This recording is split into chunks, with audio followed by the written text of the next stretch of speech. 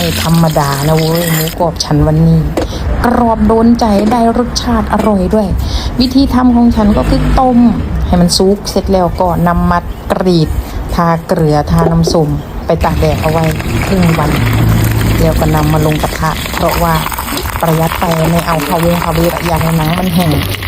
เปิดไฟอ่อนๆนะจ๊ะพลิกไปพลิกมาอยู่ในกระทะจนกระทั่งน้ำมันเขาออกมาเยิ้มๆฉันพลิกอีกประมาณ2 รอบเสร็จแล้วนำไปพักไว้ให้เย็นขั้นตอนต่อไปก็ทอดใช้น้ำมันน้อยๆแบบนี้ก็ได้นะทุกคนรับไปรับมาอยู่2-3 รอบก็ได้หมูกรอบที่ช่ำเรียกว่ากรอบนอกนุ่มในเหมือนที่เขาทำขายบนรถแมงกะไซนี่แหละใครอยากจะลองเอาสูตรนี้ไปทำตามกันได้แล้วก็กลับมาบอกฉันได้ด้วยว่าทำได้ไหมกรอบจริงกรอบจังอร่อยได้รสชาติ